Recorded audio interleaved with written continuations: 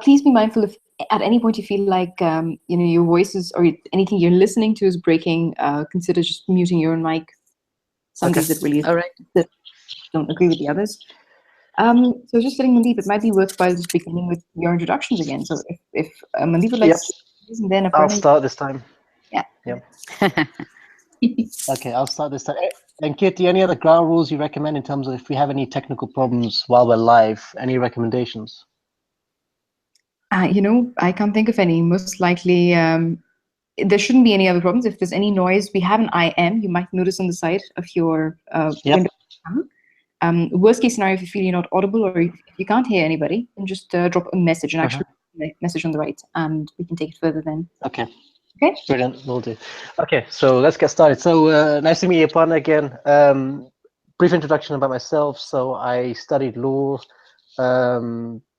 Straight after university, I set up my own digital marketing agency, just as social media was first becoming quite sort of popular, especially within the business space. So businesses were becoming increasingly interested in utilizing social media and digital marketing platforms to basically develop an audience and sell more, and develop greater loyalty, brand loyalty, etc. So we managed to acquire a whole bunch of clients ranging from 3D printing companies, augmented reality, restaurants, retail, etc.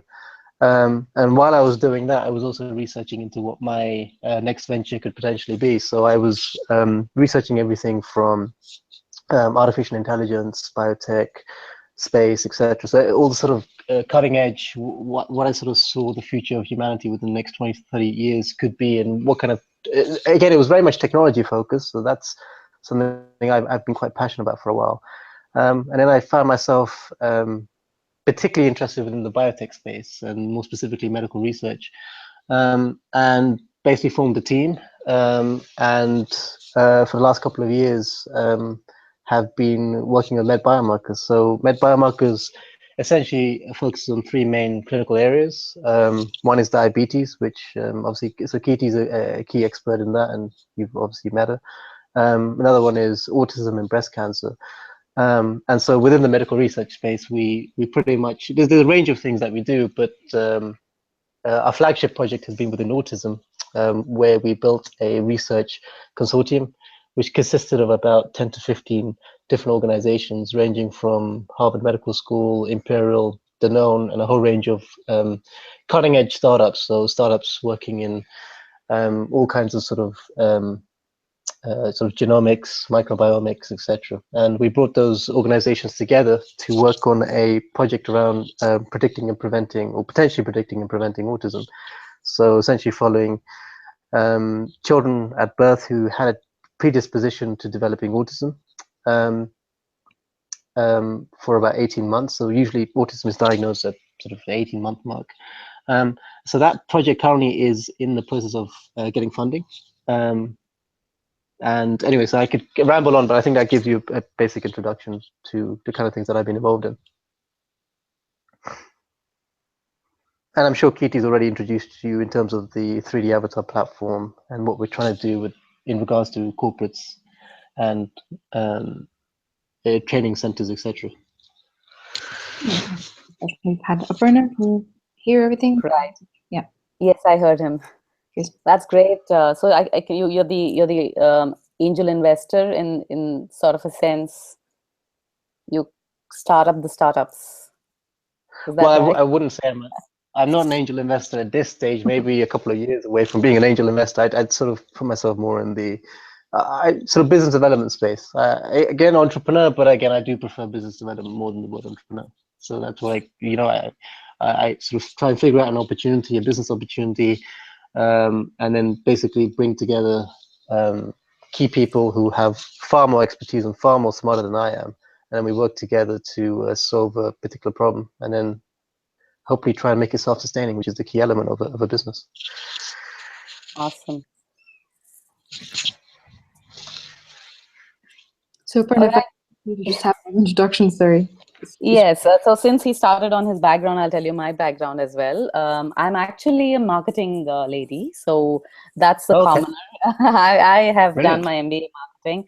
But I have always been client-facing and client-focused. So throughout I have like a 21-year experience in that. Every single role that I've played have so far been client-facing roles. Excellent. And but then it's been in various industries. I've been in freight. I was part of DHL. I've been in a health insurance management company, which is where we used to settle the claims, the third-party administrator claims. And I have been in a broking space where I used to be a negotiator between the insurance company and the corporates. And I've also been in L&T, where I was completely devising solutions for the international market. So the L&T part is where I got an exposure into the international markets, including United Kingdom.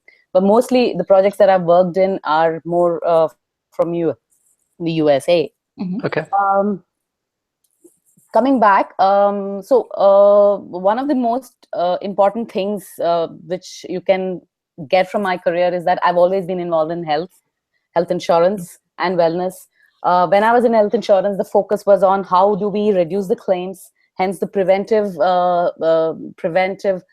kind of, I don't know exactly how do you say it. We used to offer counselings. We used to, what nowadays is called as diabetes management and condition management. We used to do that with doctors on our from our company to the customers. So we used to do that in a very unstructured way. In healthcare practice in L&T, I was more focused on creating wellness solutions, because by then wellness is big. It was big. And everyone was talking about wellness. Everyone was talking about preventive. So we created a lot of solutions. We've actually customized them to the consumer needs, and our consumer in L&T was the insurance companies. So we sort of got customers to change their culture within their own organization and also provide wellness to their own customers. So I've actually worked on those projects as well. Plus, I was part of the team who drove the wellness initiatives within L&T Infotech and L&T Group. I was very closely associated with what they were doing, and with the L&T Medical Center, where there are a lot of these senior doctors who were really, really worried about the rising claims. So when I quit L&T, for me, the thought process or the starting my own venture was more or less to get the behavioral changes, but not necessarily in wellness until I spoke to Kirti. But before that, it was more or less, how do you condition yourself? How do you change yourself so that you are satisfied with what you're doing? Couple of things like, for example, since the role that L&T or the IT space, the role that is given to you, or my kind of role, was business consultant, business analyst.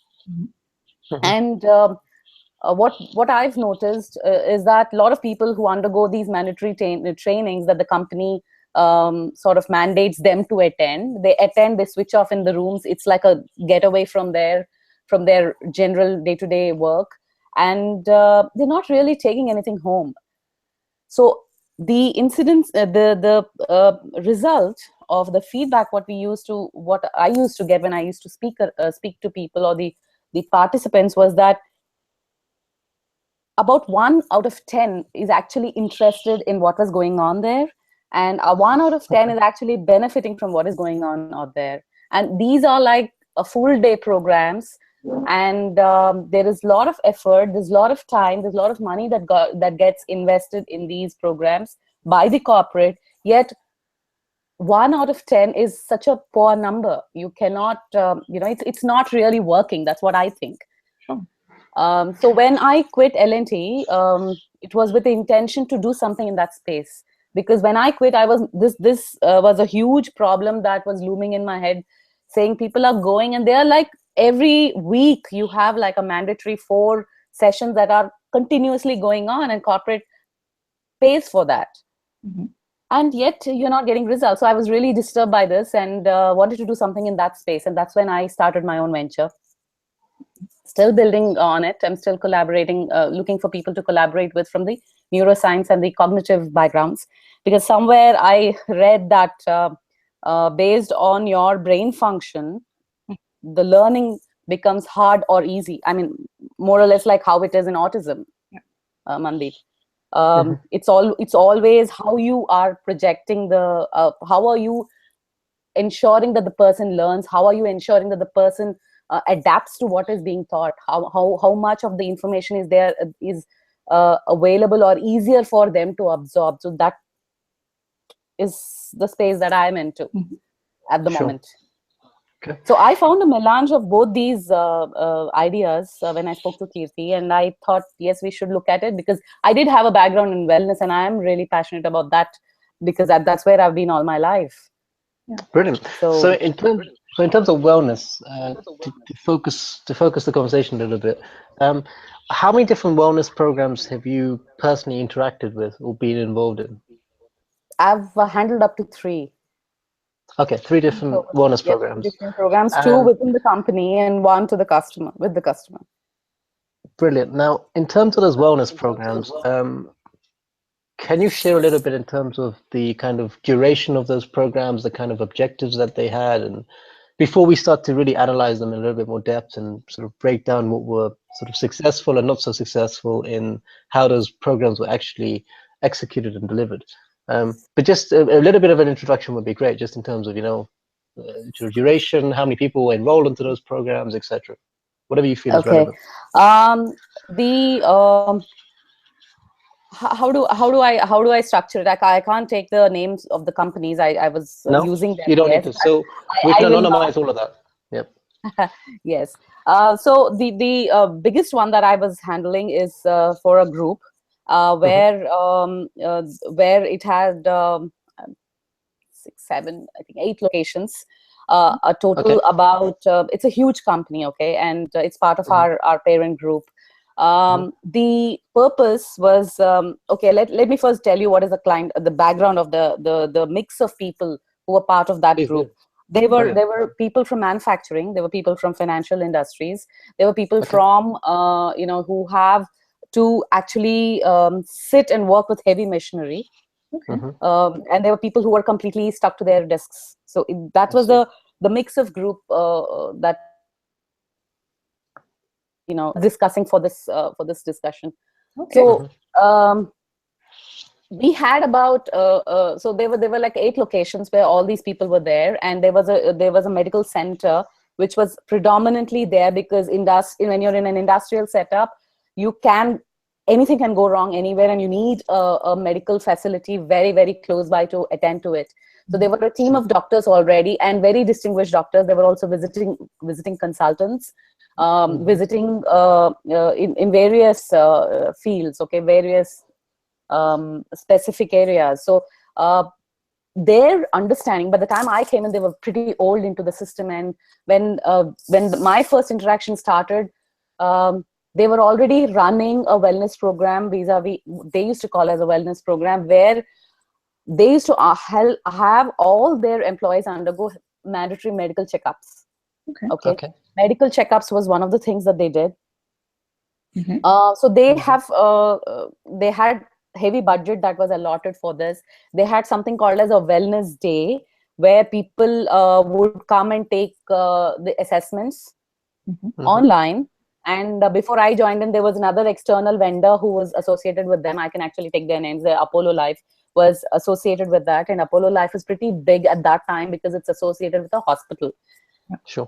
And there was a weekly monitoring that was happening. So the entire program was like a 1-year program. Okay. It was already ongoing when we came into their system and tried to make it more digitalize the whole thing. So until then, everything was happening manually.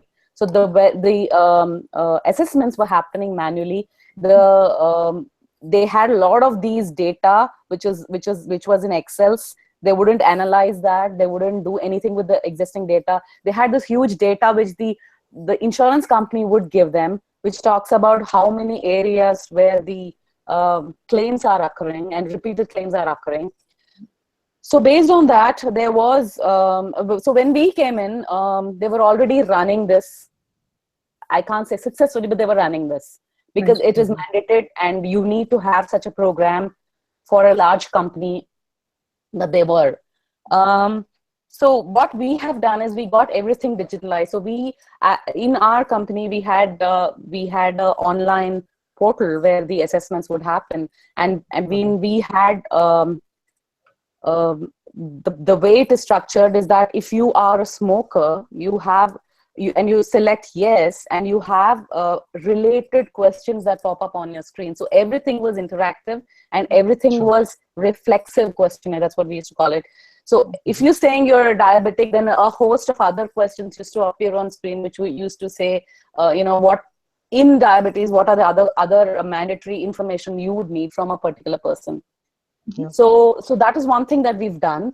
And then we had counseling for people who are on the high risk zone. So what the results that would come out of the assessment would tell you which bucket you would fall in, whether you're at high risk, medium risk, low risk.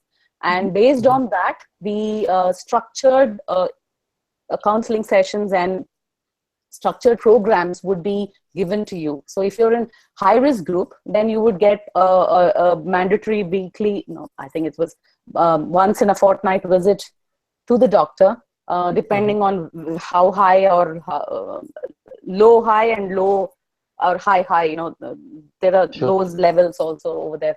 So the doctor would decide, and then the team used to sort of create a meal plan. Then they used to create the exercise plan, etc. So that's how the whole thing was, and it was all done. What do you say? There was a lot of manual. There was a lot of digital combo that was going on over there. Mm-hmm. Okay, and it was year on year. They used to renew. So I can't really say it was just for a year. It was just for 2 years. No, it was a continuous thing. When we went in, we trained people how do you use digitalized services. We were analyzing their reports for them. So we did that for like a year and handed the complete structure back to them for their own people to pick up and run. So we were simply the enabler for them, moving from manual wellness to digital wellness. Okay, and would you say that versus the actual physical wellness, the digital wellness program then was a little bit more successful? Because you mentioned earlier that you couldn't really put a word successful next to the previous. No, you cannot, because the sheer size of it, people don't take wellness seriously. So yeah, as long as you're healthy and nothing is wrong with you, nothing is wrong with your family, you trend to, even though you're stressed out, you don't consider stress as a huge factor in your in future diseases. So we had tough time explaining to them why they should go online and why they should undergo this assessment. Two things happened with regard to the assessments. First of all, we had this roadblock that people don't want to waste their time, even 10 minutes to fill up the assessment. So we had to break the assessment into multiple sections so that they are not overloaded with it at one go. Yeah. Then we had something called as a light mini assessment, and then we had a full detailed comprehensive assessment. So the detailed comprehensive assessment would go like half an hour of your time, and the mini assessment would take like 10 minutes. And we had actually we were checking on who's the first person to do it in a day, and we used to publish it on the screen. Yay, this guy has you're the employee of that moment, and you've successfully completed. So we had to bring in a lot of reward systems. In the sense, there was no reward in terms of monetary reward. It was more like recognition. We had used recognition because we were already low on budget. So but still, you had very little percentage of people coming online and really doing that seriously. So we had conducted workshops at every single facility, explaining about it. There was a wellness coordinator who has been appointed at different locations, so that those guys come on board, and those guys constantly are kept bombarded by the main central team, and those guys had to carry it out to their location, because the team cannot constantly move around in every location. So those were the challenges. But still, we had very limited people. I can't say it was successful. It's ongoing. It's still going on as we speak. But I can't say it was to the satisfaction of what the company or the corporate would want, because it is, I can easily say probably 35% of them at the max, after all the push, have managed to take the assessments. So that's the figure we have. Now, whether they've continued to go to counseling sessions, did they make any changes in their lifestyle? No idea. No idea. Okay. So a couple of questions that come to mind. First of all, it's more sort of the business case behind the introduction of the program in the first place. So do you have any rough costs for how much? Okay, so first of all, how many sort of employees do you imagine were enrolled in the overall program? So obviously you're saying 35% went on to actually take the assessments, which actually doesn't sound like a bad number whatsoever, to be fair. It's still a relatively impressive number. 35% is what attended those assessments after a lot of push. That's what I said. A lot of push, of course. Yeah, so it was a lot of work to get them to obviously sign on.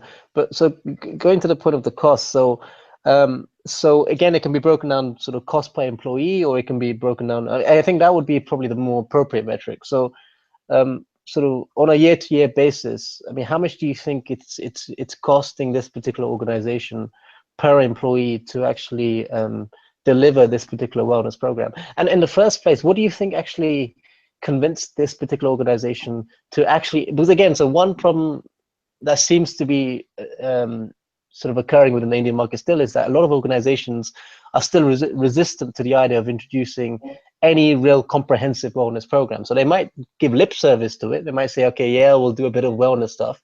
But in terms of actually introducing something as comprehensive, what you seem to be suggesting, I mean, this is still in many ways very, very impressive. I mean, you're talking about a year-long program. You're talking about potentially weekly assessments or checkups, questionnaire. I mean, this is something very, very impressive sort of stuff that obviously we're doing here in the West as well. So, I mean, this sounds like very sort of cutting edge and a very forward-thinking organization to be actually implementing something like this.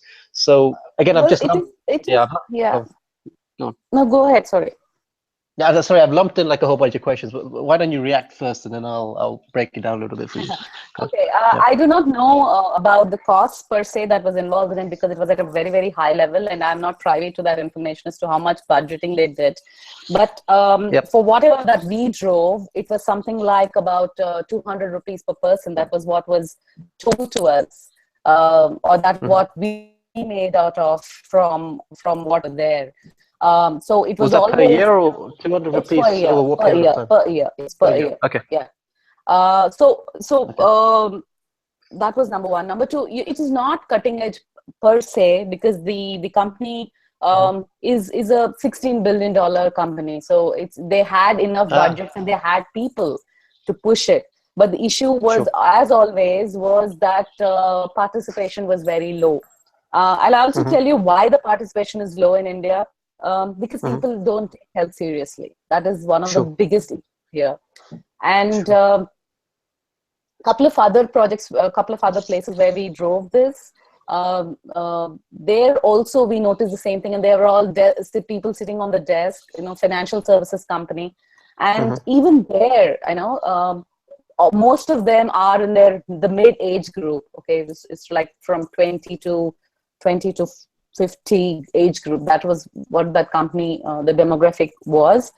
But still the same thing, unless and until you know a person around in your house is suffering, and unless and until you are facing some issues, vis-a-vis some pain in the back or some pain in the head, and you have a CVS and you're not referred, those kind of the situations is only when they actually seriously take even the health checkup and go and get their health checkups done.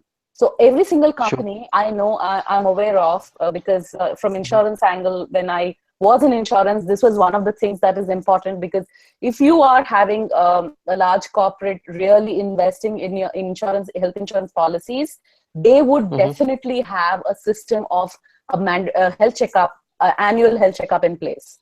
Otherwise, they would not just go in just for the sake of getting a health insurance. They wouldn't do it. It's one of the perk. But still, health insurance incidence rate in India is 6%. So you inspire, and they're huge claims. There are huge claims, and most of them are related to your diabetes, hypertension. They're all your lifestyle problems. The biggest one that I've noticed, stress management. One of the other areas I noticed where there were a lot of claims coming in was maternity, infertility and maternity. That was really high, and there are no programs virtually in India which support or manage those conditions. So why do they do that? It's because it's extremely personal. They don't want someone else to tell them what they have to do. I think that's I think Indians are pretty egoistic that way. So it doesn't matter who's telling you. A person who's must be extremely qualified in telling you. That's why even wellness coaches never worked out. That concept of wellness coaches doesn't work in India. You have executive coaches, and now you have life coaches coming in, and that's one of the areas that I'm trying to get into as well. But you don't have wellness coaches around because people don't take it seriously. Okay, so and anytime you try and tell anybody, even HR, for example, they try to tell people, what, we have a Zumba class, please come over. The number of people coming early so that they can join Zumba class is very less. So and people, there are a lot of wellness companies in the market today as we speak. One of the companies that I was earlier mentioning to Kirti, they started off talking about wellness, and that's how our interaction started. It is an international company. They're subsidiary in India.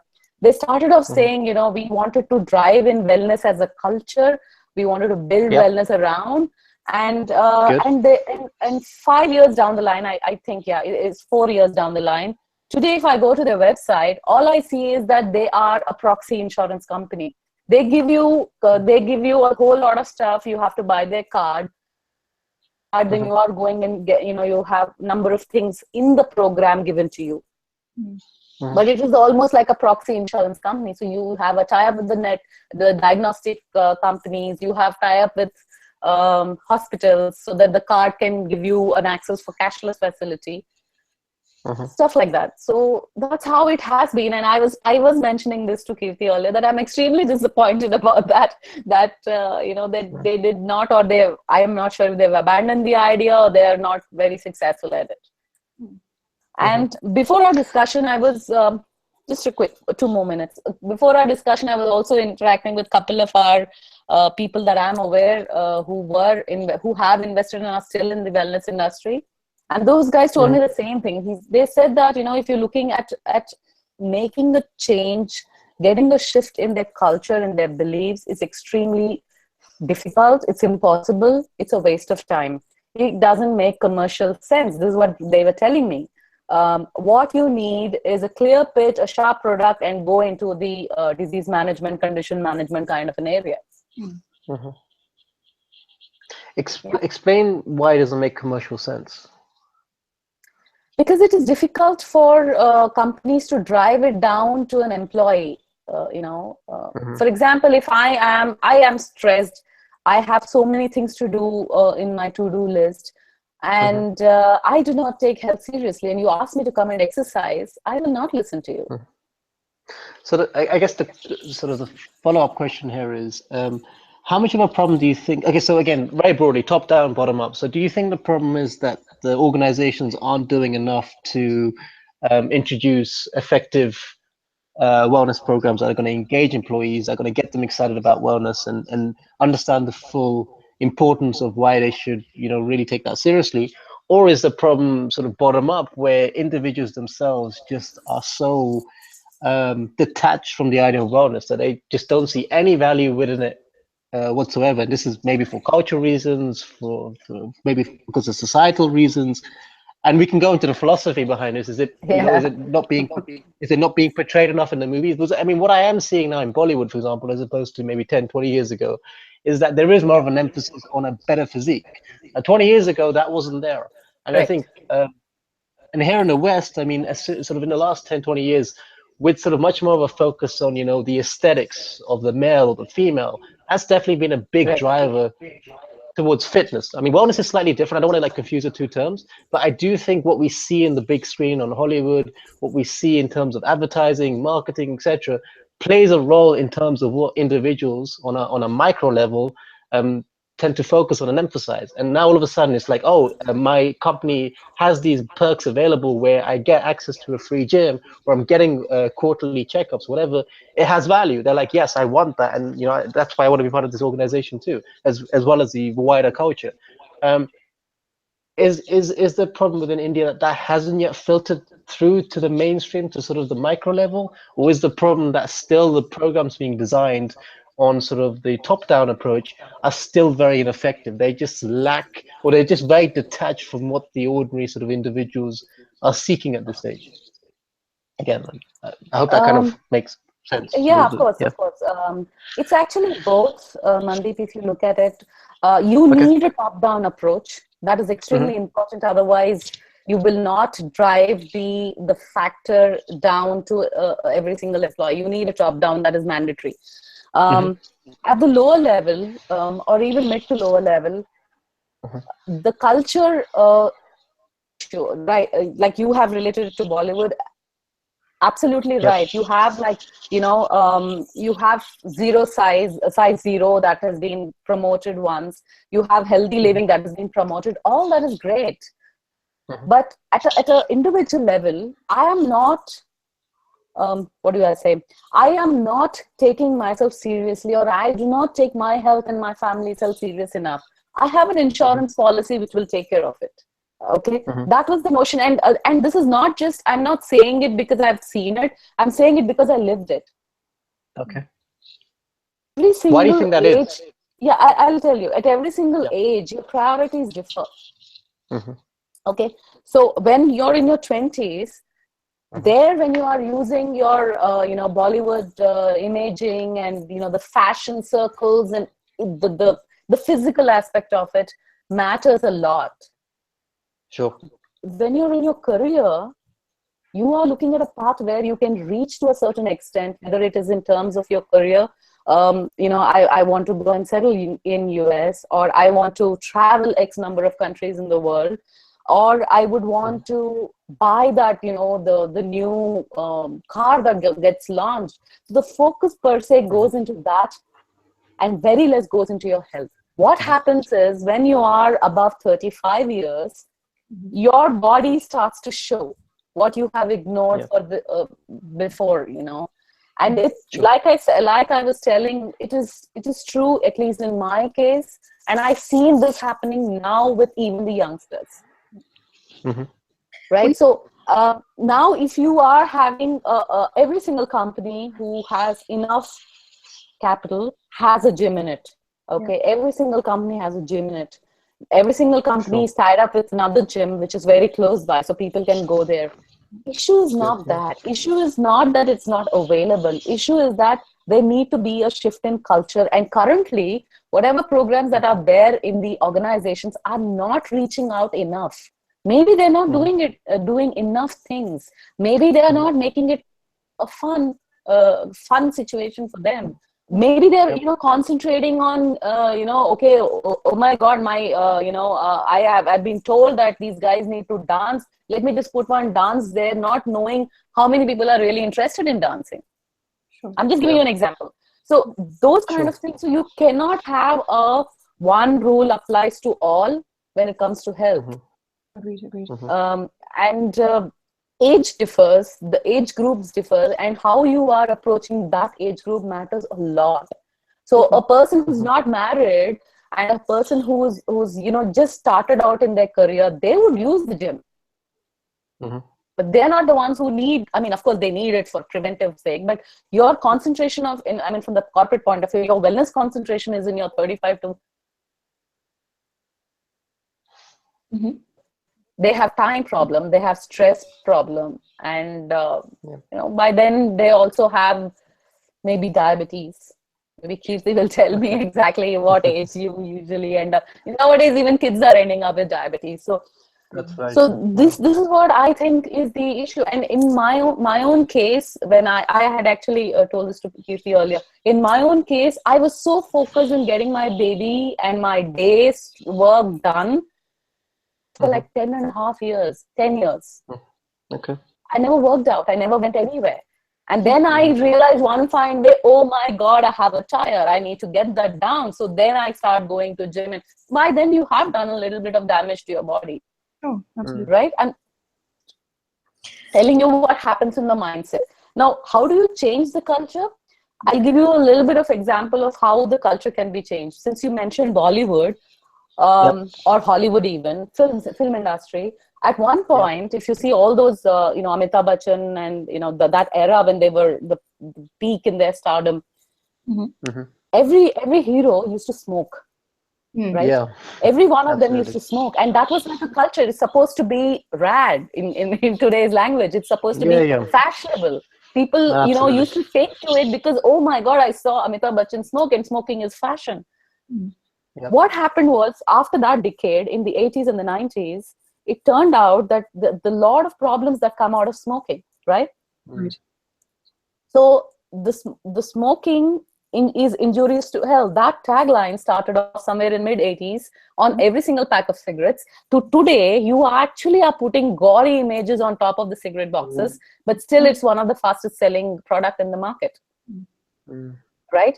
So what actually was happening is you are shifting the culture from being a fashion to something which is dangerous, and the only way they can push, they can at least ensure that people don't smoke is put no smoking allowed in every single companies. Most of the companies in India, smoking is not allowed, or you have smoking rooms. So that is come down as a culture from the organizations. Now, since both of you are in health, what is the next smoking? The recent findings, which were published a couple of years ago, the new smoking is sitting. Sitting is the new smoking. Yeah, it's not moving. Absolutely. So how do you, and as a culture, and since you're an Indian, Mandeep, every single time, the first thing that people tell you when you start out, even before you learn your ABCs, is to sit quietly. That's a culture. You're actually asking people to sit throughout their life. And when you get to a place at 30 years, you tell them now you stand. Why will they? It's very true. You understand? It's culture. Culturally, it's ingrained. You go to any function, there's sweets. Every single function party is connected to food. Enjoyment is no other way of celebrating. The celebration is equal to food. How do you change the culture? Because the food that flows there is different. So, frankly speaking, I don't know what we can do in those lines, but this has to be, put into the culture of an organization, saying 10, okay, whatever, meeting rooms have no chairs. Let's just have a stand-up meeting. Stand-up, it's called, right? But I know a lot of stand-up meetings are sitting down. Have a stand-up meetings. I don't know. I'm just throwing my thoughts here that this is what is happening. Oh, we're doing it, I mean, that policy is actually implemented here in the West. I mean, some organizations, especially tech companies, actually do that. They have a no sitting policy within meetings. Yeah. So, and if you actually go down to that, and then so I cannot say it's a top bottom. I have no clue. The only thing I think is you need it from both the sides. You need to take a bottom to top approach, and you need a top to bottom approach as well to instill that culture within your organization. So we're just talking a lot of issues here, but I'll give you a little bit of example of what I thought where I would make difference. My thoughts are that if you are going to instill well-being, wellness programs into your leadership development programs at every single corporate, my understanding is it's going to make a difference. Because a lot of managers go through the leadership development programs, and companies need to first instill wellness among them. Right. And managers drive teams. They are the ones who are like your change agents. You have to make them your change agents. And then lead by example. And they have to lead by example, exactly. And your stand-up meetings, the HR is not going to be there when you are doing your own business, business with your team. True.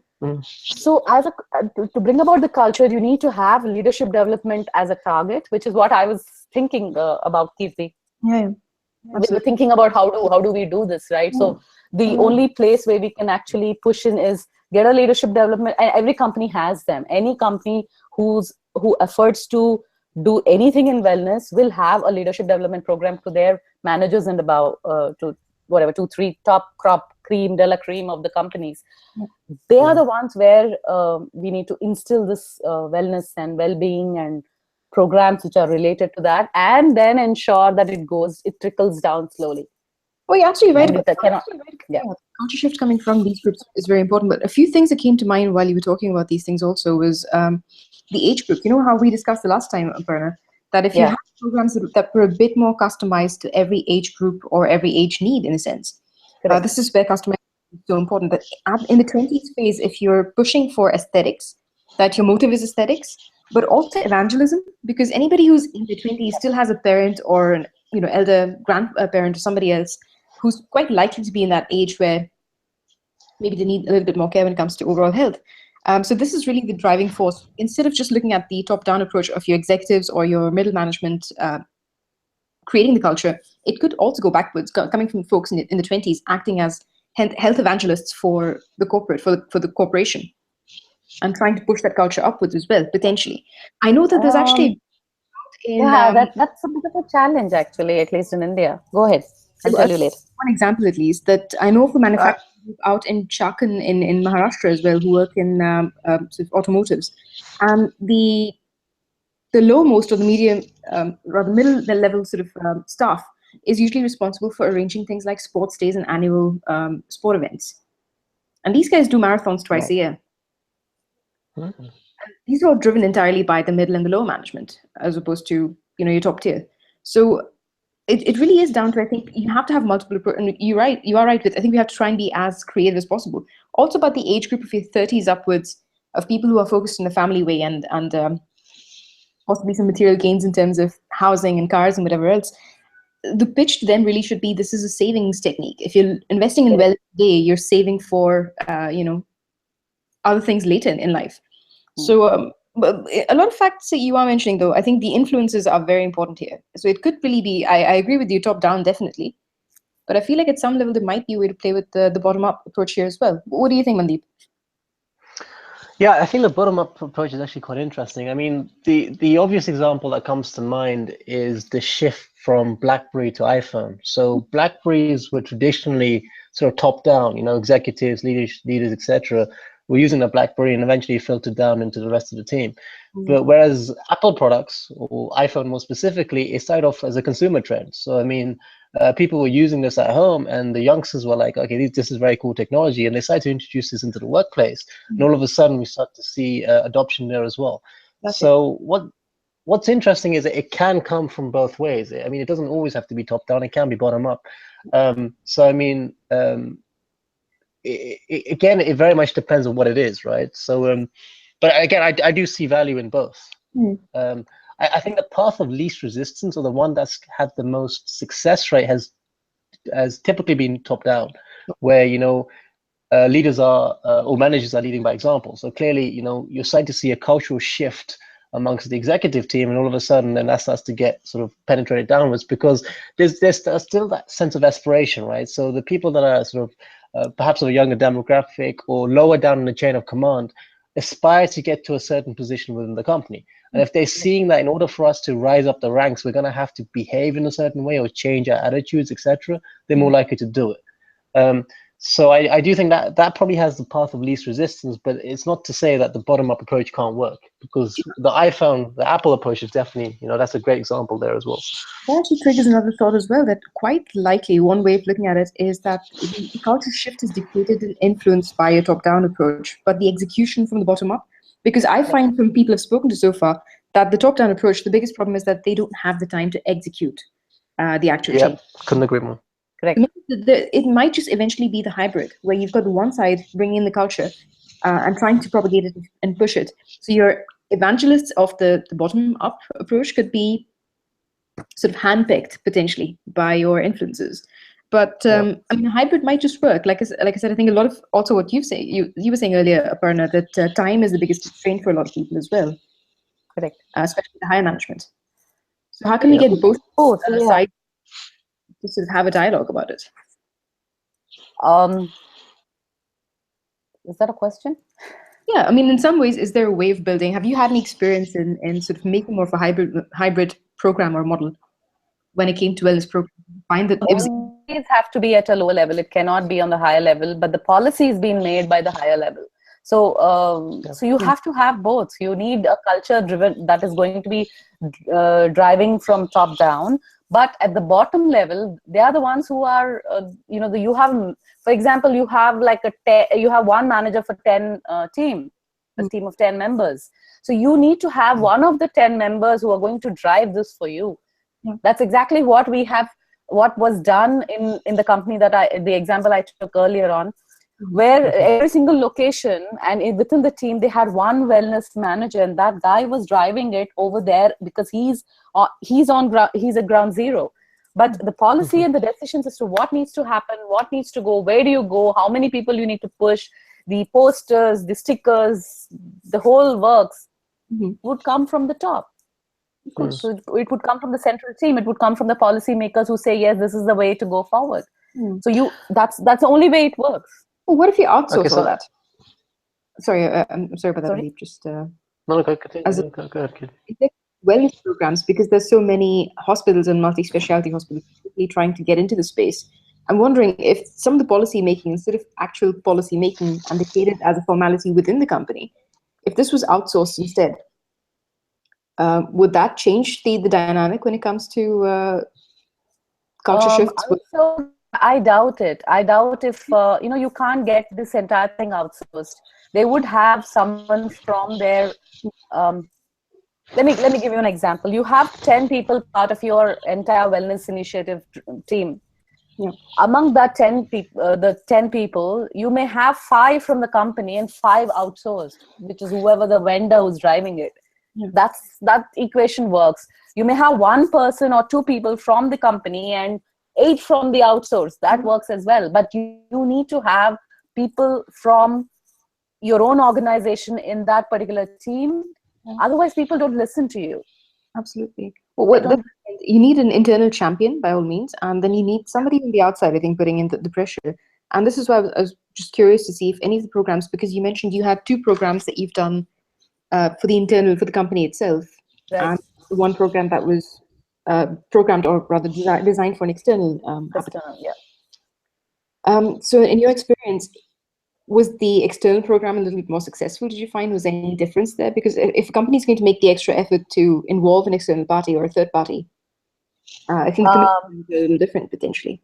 Okay, so the external I was talking to you about is, I can actually take that insurance company's name. It's not a problem. It's all over the press, and they were all over. The company is called Great Eastern Life Insurance Company, and it is based out from Singapore. Okay. What those guys did was, they approached us in one of these health seminars that we were part of, and they approached us and they wanted to. They were interested in one of the products that we had demonstrated in that seminar. And when we tried and understand what they wanted to do, they wanted totally different things. So we started talking to them about how do they go about bringing in the change in the culture itself. That is where we started off talking. And what we have, the product that is available to us, we have tweaked it so much to suit their demographic, their needs.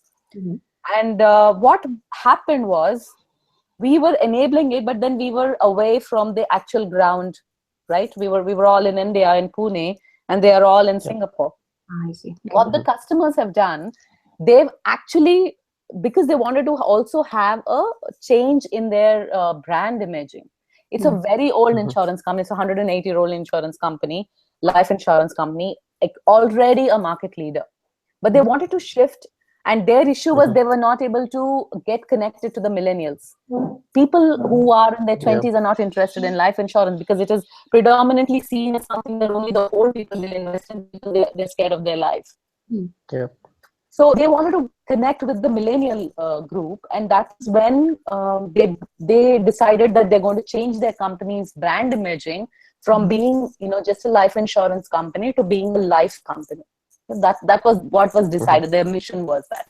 So whatever happened, in terms of digitally what we had enabled them, created for them, has been driven down on the ground by their own people. So they started actually bringing in volunteers. They actually had, and they had money. Okay, there's a huge funding that got involved. They used to do something like like an international yoga day, and it was all over the media. You had Facebook, you had Twitter, they actually managed to organize the largest woman-only run in Southeast Asia.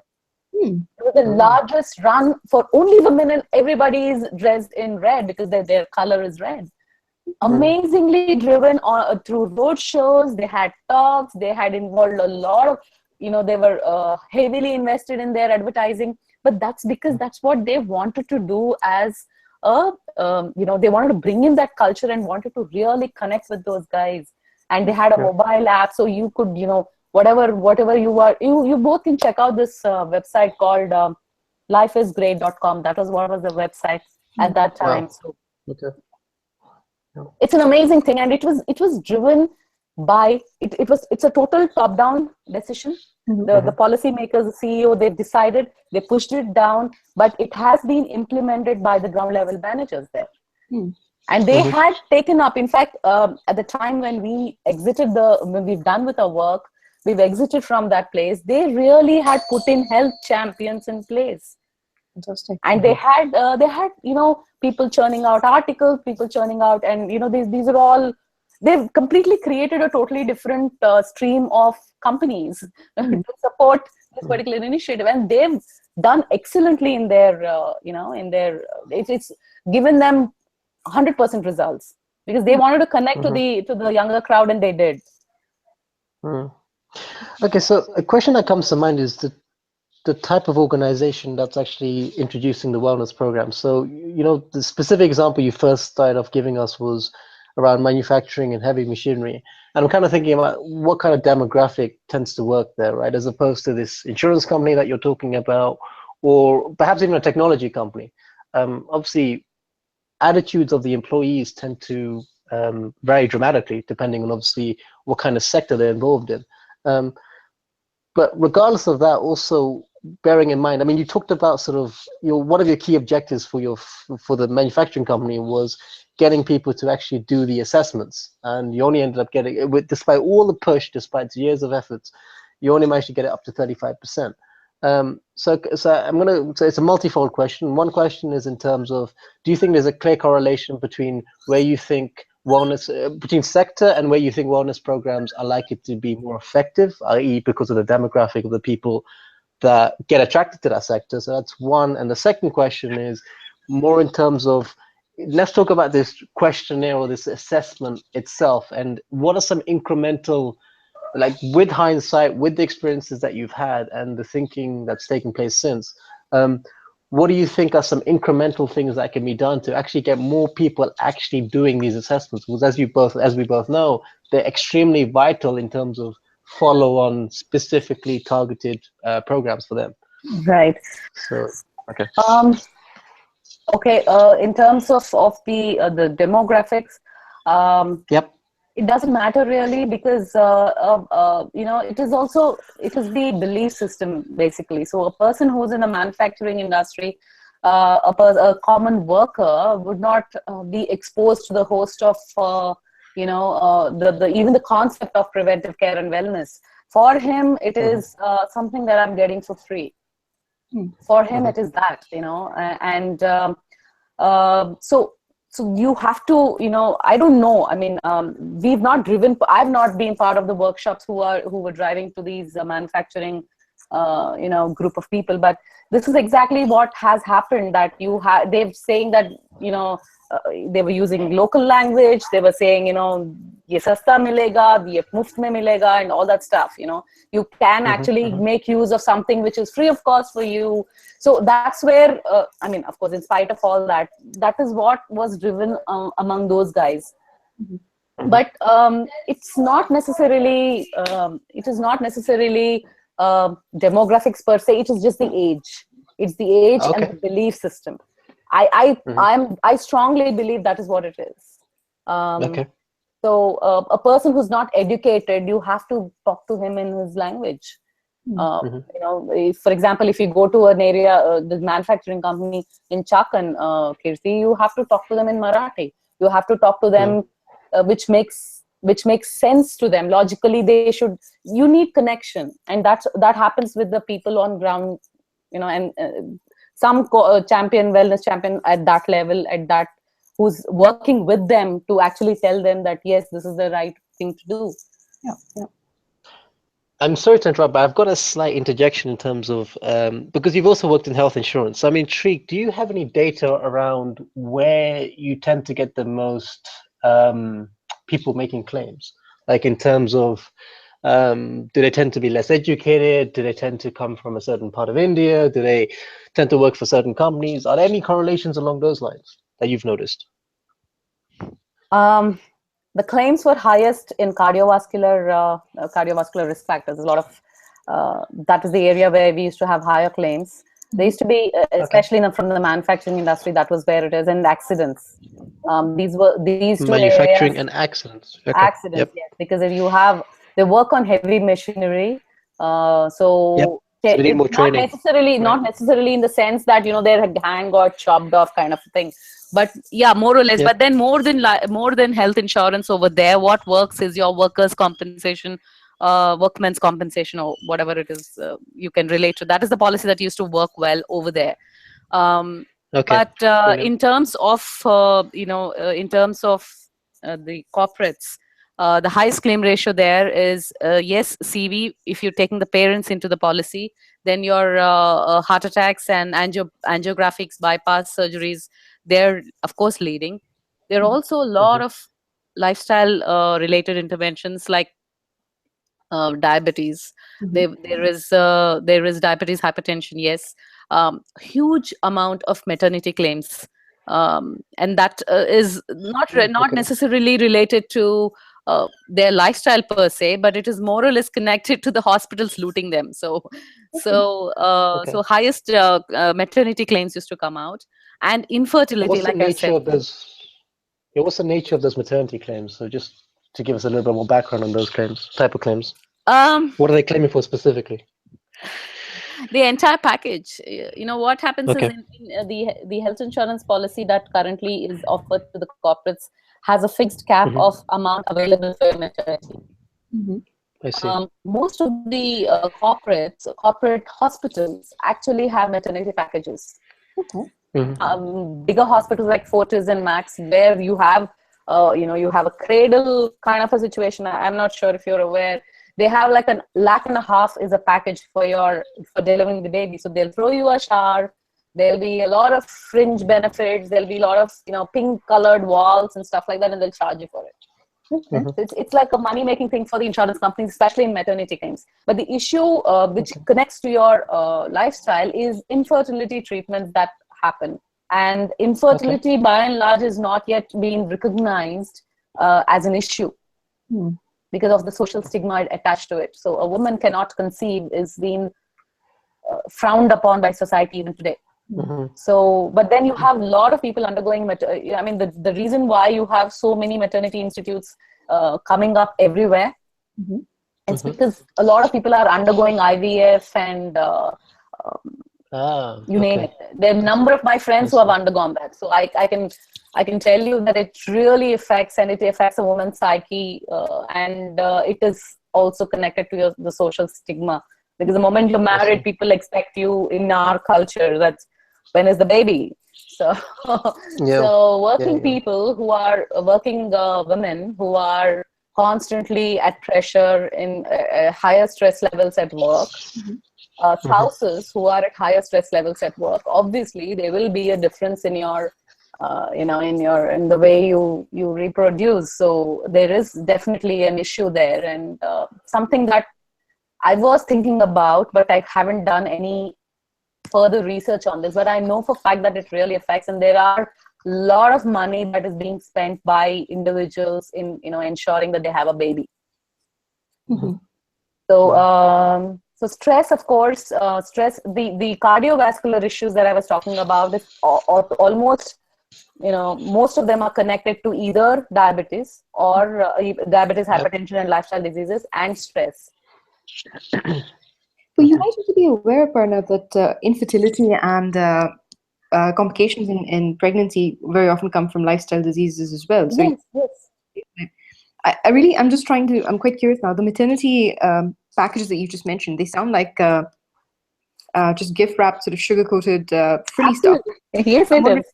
Yeah, yeah. It is. is any, In fact, we had Very good point. insurance companies started capping it only because the hospitals started looting them.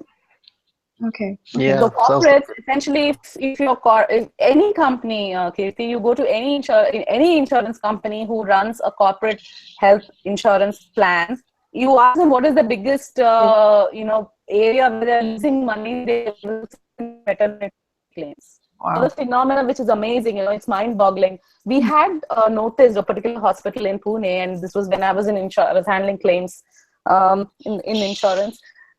They always used to be cesarean deliveries that were reported from that institute. Okay, very big hospital, very well-known guy, and we used to wonder why. This is what is the deal, okay? And it is really very scary. What happens is a working woman who's pregnant will look at ways and means of getting back to work after whatever that maternity period is done, right? So so you have a 4-month, 3-month maternity leave that is being sanctioned by your corporate, and you typically don't want to have maximum time with your baby than take it early and relax and get into the labor kind of a thing. What we notice is the moment there is a shift in the baby's structure, okay, it's like bridge position, normal position. If the doctors are not letting the baby move into the proper position, I don't know what the position is called. I'm not from medical background, but the mom, they don't even wait. They immediately were recommending this C-section. Right. Because C-section is where you get it done. You're under general local anesthesia. You get it done, and you get the babies out. It's much more expensive than your normal delivery. So if a normal delivery is going to cost you $12,000 in a normal maternity institute, the C-section would cost you 25. Sure. 25,000. So they, in a way, the hospitals thought that this was the easiest way they can make money, and that is the scariest part. It is. And we have number of cases where there were a lot of legal suits that were being filed on that particular hospital. I will not mention it here, but claims that were specifically from that institute that later on all of us have been asked by the insurance companies to block that hospital. So we stopped giving them cashless facilities, for all the maternity cases that used to get reported from that particular hospital. And we would encourage people not to go into that hospital. Right. But you cannot after a point, right? So if that guy has been your gynae for such a long time, you would go to them. Doesn't matter who's going to pay it. Sure. Yeah. Wow. So the women's health is something that isn't really being addressed at all, per se, not with the corporates at least. Yeah. And women's health is a whole new subject, Kirti. I have a lot of thoughts on that. We'll have an offline discussion on that. Because it is very important. It is very important because the entire life, the health and life of the household depends on what condition that woman is in. Absolutely. It doesn't necessarily have to be a big household. You may just have a nuclear family.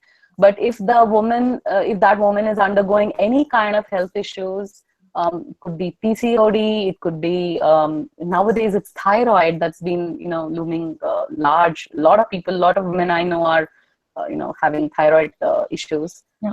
The mental there's a lot of mental play that happens when you are constantly suffering. Which in turn affects the relationship. So it's a huge topic. It is indeed. I do have a few more questions, but I'm also mindful of the time. I think we should probably round down this conversation and follow up at a later stage. I mean, it's been incredibly insightful. I mean, some of the insights you shared, very appreciated. Kirti, do you have any concluding thoughts? I'm just eager to learn more, to be honest. I think Me too. Yeah.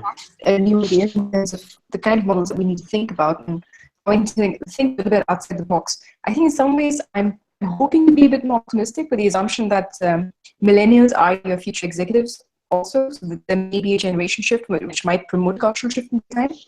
And I think this is Yep. we need to get into and explore cognitively, as also Bern has been rightly saying.